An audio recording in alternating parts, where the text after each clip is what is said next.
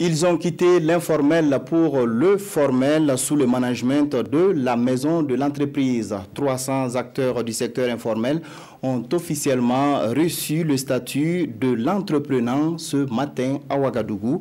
Avec ce nouveau statut, ils bénéficient de plusieurs avantages comme l'accès aux services bancaires. Oscar Soulama, Moumouni Soubaïga. En recevant ces kits, Aristide Modeste Tiendre Béogo bénéficie désormais du statut d'entrepreneur. Ils sont au total 300 à bénéficier de ce statut qui est un régime juridique marquant la transition du secteur informel à celui du formel. Je suis dans le secteur du bâtiment et des travaux publics. Bon, je compte chercher et trouver quelques marchés. C'est pour pouvoir profiter de différentes opportunités qu'offre l'État. L'événement est co-parrainé par les ministres en charge du commerce et de la justice. C'est une initiative de la maison de l'entreprise du Burkina.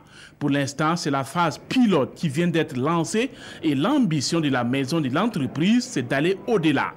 C'est l'OADA, qui est l'Organisation pour l'harmonisation en Afrique du droit des affaires, qui a mis en place ce dispositif-là pour penser aux micro et aux petites entreprises.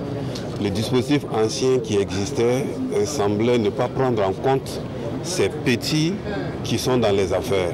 C'est pourquoi l'OADA a décidé d'alléger le dispositif pour permettre à ces petites, à ces micro-entreprises de se formaliser.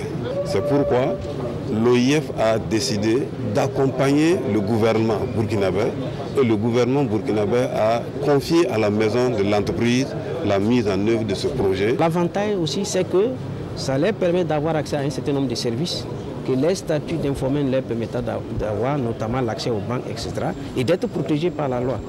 Bien évidemment, ils deviennent des acteurs incontournables pour l'État. Selon les spécialistes, l'informel joue un rôle capital dans le tissu économique des États. Dans l'espace UEMOA, on estime à environ 30% en moyenne le poids de l'économie informelle dans le PIB, d'où la nécessité d'aller vers sa formalisation selon le directeur général de la maison de l'entreprise.